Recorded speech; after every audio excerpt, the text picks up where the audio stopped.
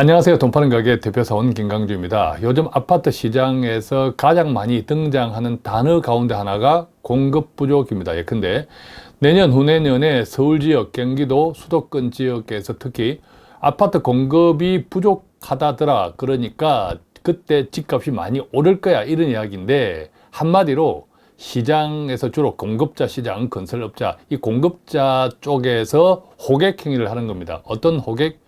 호구를 잡기 위해서 호객 행위를 하는 건데 이거 대단히 주의해야 합니다. 한번 이 부동산 시장에 잘못 낚이면요 큰일 납니다. 특히 이 부동산 호구가 되면 인생 호구가 됩니다. 조금 다른 이야기지만 최근 전세 사기 마찬가지죠. 왜냐하면 돈이 굉장히 큰 돈이 필요하고 당연히 큰 대출이 필요하기 때문에 이게 잘못되면 평생 인생 호구가 된다. 그런 이야기죠. 자, 구체적으로 한번 보겠습니다. 최근에 집이 부족해진답니다. 공급 부족. 그래서 지금 얼른 빚내서 집 사세요라고 호객 행위를 합니다. 누가? 건설업자라고 생각하시면 됩니다. 왜? 이런 단어들이 주로 경제 전문지에서 많이 나옵니다. 경제신문이나 이 경제 전문 뉴스들은 주로 어떤 데에서 스폰을 합니까? 기업들이 스폰을 하거든요. 자, 그런데요. 요즘 서울 아파트 청약 경쟁 치열하다 이런 이야기 들었죠. 그런데 청약이 무려 청약 경쟁률이 100대 1에 가까워요. 100대 1에 가깝게 청약에 당첨했는데 막상 계약을 포기하는 사람들이 엄청 많습니다. 자, 아파트가 공급이 부족하고 그래서 원가도 올라서 청약 공급가도 계속 오르고 내일보다 지금이 싸다 이런 이야기가 계속 나오는데 왜 힘들게 치열한 경쟁률을 뚫고 당첨됐는데 계약 포기는 왜 이리 많을까요? 그리고 앞으로 집값 정말 오를까요? 자, 지금은 금리가 고금리야 뭐 등등 하니까 그것 때문에 아파트는 상당한 금액을 대출받아야 하므로 그것 때문에 분양시장 또 집값 오름세가 좀 꺾였다 하지만 그렇다면 정말 금리가 내리면 집값이 정말 오를까? 자, 이야기 오늘 할 거고요. 그 다음에 집을 산다고 할 때 내 집 마련, 자, 집에 대한 관심이 있을 때 5가지 원칙을 꼭 지키면 좋겠습니다. 그것 오늘 함께 나눠 보겠습니다.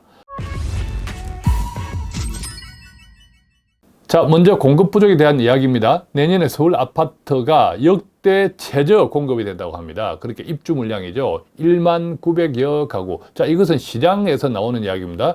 실제 서울시에서는 1만 900여 가구 아니라 2만 가구가 넘게 이야기합니다. 물론 거기에는 청년주택 등등이 포함되는데 시장에서는 청년주택, 뭐 1인 가구, 청년주택 같은 경우에는 일반적인 수요하는 아파트가 아니다. 그래서 좀 제외하는 영향이 있죠. 자, 그 때문에 시장에서 이야기하는 공급 물량, 그 다음에 서울시에서 이야기하는 공급 물량은 차이가 납니다. 마찬가지입니다. 수도권 전체에서도 14만 7천여 가구가 공급된다고 하는데 이것도 상당히 낮은 공급량.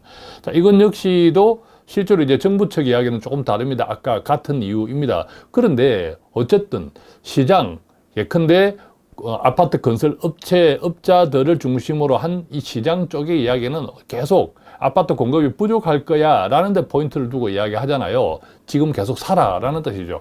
자, 그런데 냉정히 한번 보겠습니다.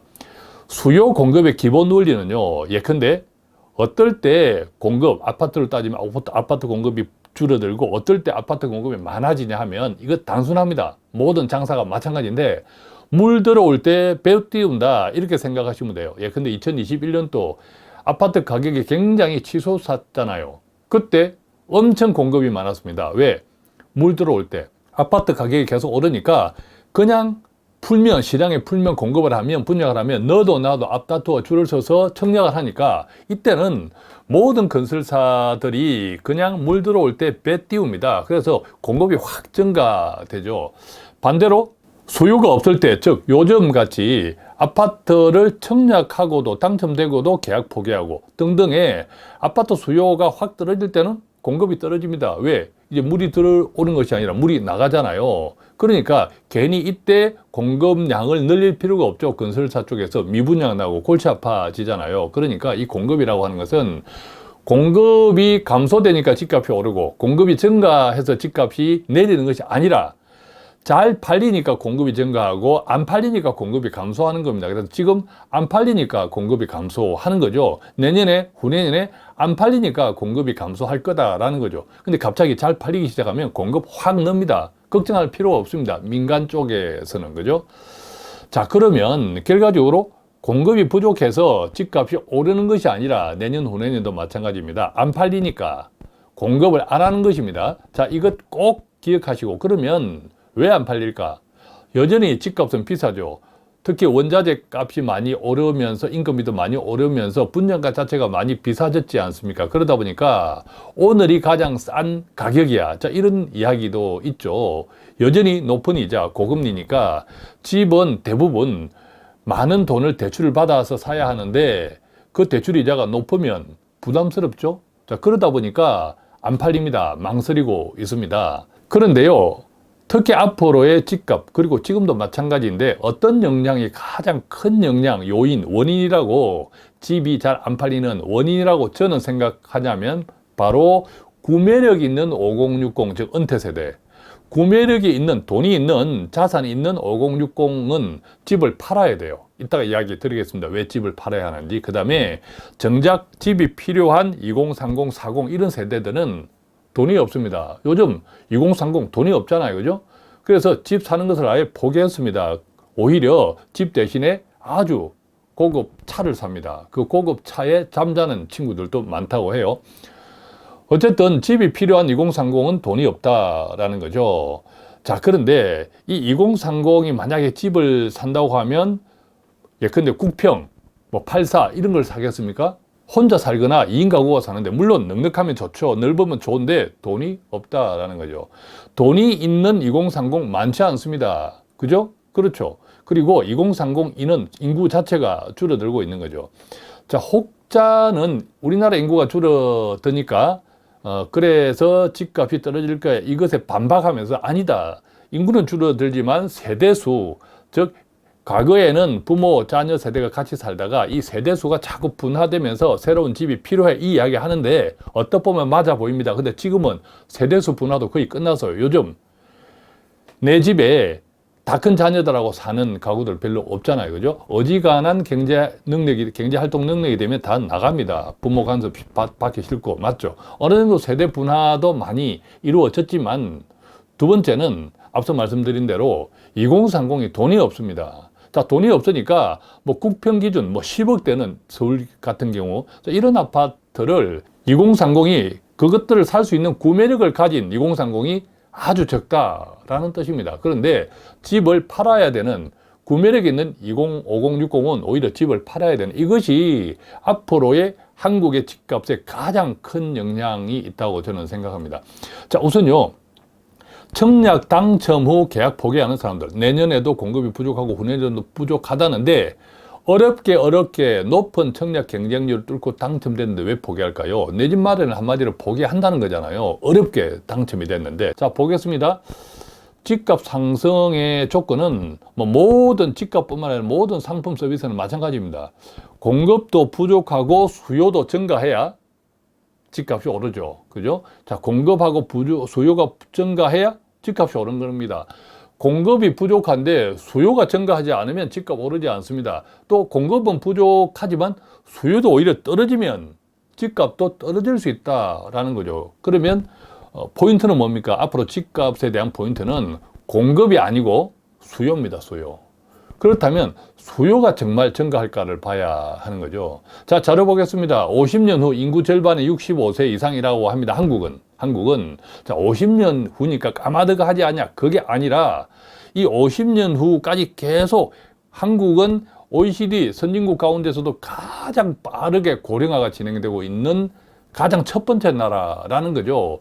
계속 빠르게 고령화가 진행된다. 그러면 고령화가 진행되는 연세 많은 분들이 어떤 자산에 있어서 어떤 행동을 할까? 이게 이제 굉장히 중요한 거죠. 지금 그림에서 보는 것처럼 50년 후에 60세 이상이 우리 인구의 46.4%라고 합니다.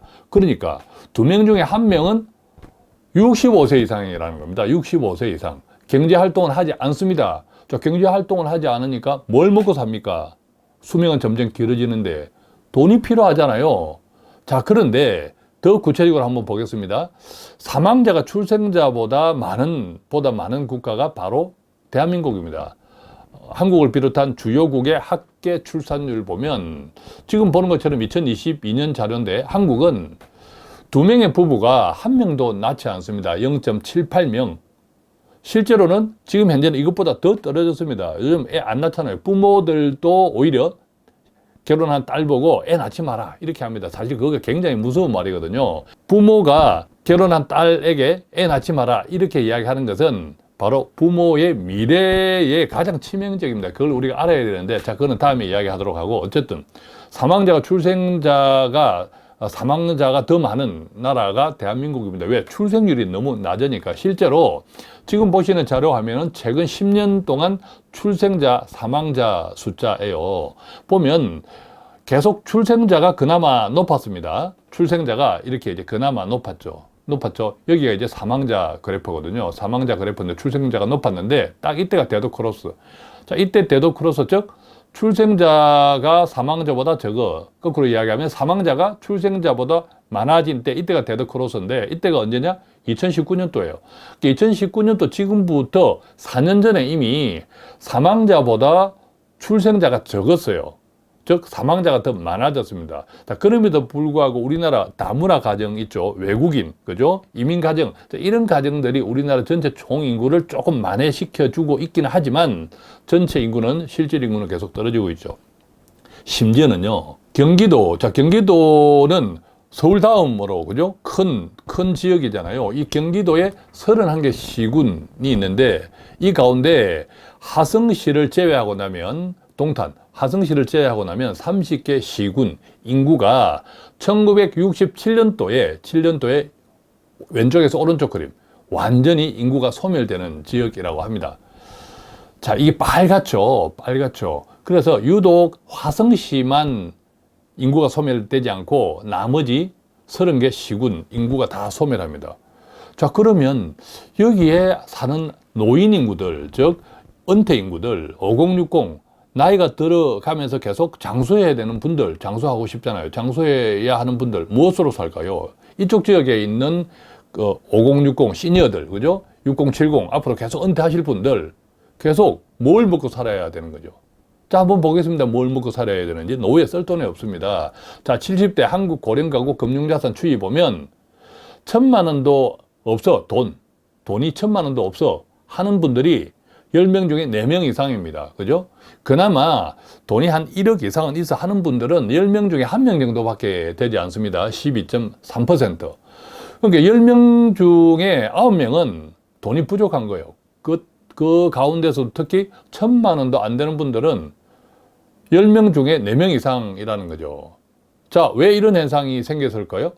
자, 결과적으로는 집을 팔아서 써야 되는 형편입니다. 왜? 지금 보면 주요국의 가계자산 구성 가운데서도 회색이 비금융자산 주로 부동산이고 파란색은 금융자산인데 미국, 일본, 영국, 호주 할 것 없이 대체로 금융자산 비중이 높아요. 그런데 한국만 유독 비금융자산 부동산입니다. 부동산이 굉장히 높습니다. 자, 이것이 거의 64.4%. 그러니까 대체로 한국의 어른들은 현금이 아니라 부동산, 집을 많이 가지고 있다라는 뜻이죠. 자, 이것을 조금 전에 70세 이상 한국의 고령 인구가 금융자산, 돈을 1,000만 원 이하로 가지고 있는 비율이 40%라고 했죠. 자, 이것하고 조금 연관이 되죠. 비금융자산, 즉 부동산 가지고 있는 비중이 60%가 넘는다, 한국은. 그러니까 어떻습니까? 결국 이 집을 팔아서 노후에 쓸 돈을 마련해야 돼요. 자, 이것이 이제 본격적으로 지금 펼쳐질 예정입니다. 자, 그렇기 때문에 집을 원하는 수요자가 지금 앞으로 계속 존재할 것이 아니다. 증가할 것이 아니다. 오히려 집을 사야 되는 사람들도 있지만 그것은 출산율이 떨어지면서 또 구매력이 있는 2030, 40이 줄어들면서 오히려 떨어지고 그 다음에 집을 팔아야 되는 사람들은 크게 늘어나고 있다. 이게 저출산 고령화가 부동산에 미치는 영향. 자, 세대 분화 어느 정도 끝났다? 그런데 세대 분화가 된들 엄청 비싼 값비싼 아파트를 빚 없이 또 빚을 내더라도 그것을 감당해 갈 만한 2030, 40이 많지 않다. 자, 이것이 우리나라의 현실적인 문제라는 거죠. 자, 그래서 크게 보면 공급이 부족하니까 앞으로 집값이 오를 거야가 아니라 공급이 부족하고 동시에 수요가 많아져야 집값이 오를 건데 저는 수요 측면에서는 안 좋으시다. 굉장히 오히려 공급이 많아질 거야. 어떤 공급? 부동산 건설회사들이 신축하는 공급이 아니라 기존의 구축들, 노인들이, 어른들이, 은퇴자들이 팔아야 되는, 그래서 현금화 시켜야 되는 그 구축들의 공급이 굉장히 많아질 거다라는 거죠. 그래서 한마디로 저는 공급 부족하지 않다고 보고 수요가 크게 증가하지 않으리라고 본다면 저는 크게 보면, 길게 보면 집값 오르지 않을 것이다. 이렇게 보는 거죠. 자, 그래서 한 5가지 정도의 원칙을 가지고 있으면 좋겠습니다. 첫 번째, 이게 대단히 중요한데 시장에 낚이지 말자. 부동산 호구되면 평생 인생 호구됩니다. 자, 그래서 공급 부족 이것을 시장, 특히 부동산 공급업자, 건설업자들을 비롯한 공급축 라인에 있는 그런 이해관계에 있는 분들, 그 회사들이 시장에 호객 행위를 하는 겁니다. 호구를 찾는 겁니다. 그래서 호구되지 말자, 시장에 낚이지 말자, 정말 잘 분별하시고, 두 번째는요, 그래서 고분양가를 조심해야 돼요. 서울 지역에서도 높은 청약 경쟁률에도 불구하고 당첨됐는데 계약 포기하는 가장 결정적인 원인은 고분양가이지 않습니까? 저는요, 앞으로 집값이 신축도 마찬가지, 지금 집값, 지금 분양가가 가장 싼 분양가가 아니라고 생각해요. 더 떨어질 수 있다고 저는 믿습니다. 왜? 지금까지 좀 말씀드린 이유 때문에. 그래서 고분양가를 조심하시라. 계약 포기 저는 잘했다고 봐요. 그래서 오늘보다 싼 주택이 나온다고 봅니다. 최근 정부가 5개, 예컨대 뭐 구리 토평을 비롯해서 5개 신규 주택 공급 지역을 발표했잖아요. 자, 그런 지역들 최대한 싸게 내려고 하잖아요. 자, 그런 것들을 좀 기다리는 것이 좋다라는 겁니다. 세 번째는요, 앞서 말씀드린 것처럼 본격적인 고령화, 우리나라 고령화. 그래서 신축보다 구축에 좀 관심을 가지면 좋겠습니다. 전체적으로 공급 많아진다고 제가 말씀드렸죠. 왜? 신축이 아니라 기존에 가지고 있는 구축을 팔아야 되는 사람들, 이것도 다 시장에 보면 공급이잖아요. 자, 그래서 신축보다 좀 구축에 관심을 가지시고, 만약에 신축인 경우에는 뭐 분양가 상한제 등 이 가격 조건을 잘 따져서 내가 충분히 감당할 수 있는 가격일 때 선택하시면 좋겠습니다. 그리고 네 번째는 자금 조달이 충분하다면 뭐 아무리 비싸더라도, 그죠? 내 집을 마련한다는 것, 또 인생에 많은 의미가 있지 않습니까? 또 가족을 같이 생각하면. 그래서 자금 조달이 충분하면 내가 살 집, 투기가 아니라, 오를 집이 아니라 내가 살아야 될, 살고 싶은 집 기준으로 선택하시고, 마지막 5번째는 그럼에도 불구하고 직주 근접, 아무리 내가 살 집으로 해도 만약에 그 집이 만약에 크게 떨어지면 또 자산 가치에 훼손이 오잖아요. 그래서 가능하면 직주 근접, 이게 철저히 고려하자. 서울에도 그래도 강남 지역은 탄탄하잖아요. 수요. 왜냐하면 지역이 좁습니다. 그리고 강남 지역은 뭐 예컨대 삼성권, 삼성역 복합 개발 등등 해서 계속 또 뭐 압구정 등 계속해서 개발 이슈가 있기 때문에, 그렇지만 지역은 좁죠. 그래서 희소성이 있습니다. 그래서 이런 직주 근접 희소성이 있는 지역, 이런 지역들을 좀 철저히 고려해서 판단하자. 자, 이렇게 좀 5가지 정도로 정리해 볼 수 있겠습니다. 자, 오늘은 정말 부동산 호구는 평생 호구된다. 공급 부족 하는데 이게 시장, 즉 공급자 측에서 계속 호객 행위를 하는 거다. 어떤 목적? 부동산 호구를 찾기 위해서. 그래서 내 집 마련이 필요하다 하더라도 조금 더 인내하시고, 조금 더 기다려보시고, 조금 더 현명하시고, 조금 더 분별하시고, 그래서 호구가 되지 않기를 바랍니다. 오늘 이 방송도 호구되지 않는데 부동산 호구되지 않는 것에 조금 더 유익한 방송이었으면 좋겠습니다. 고맙습니다.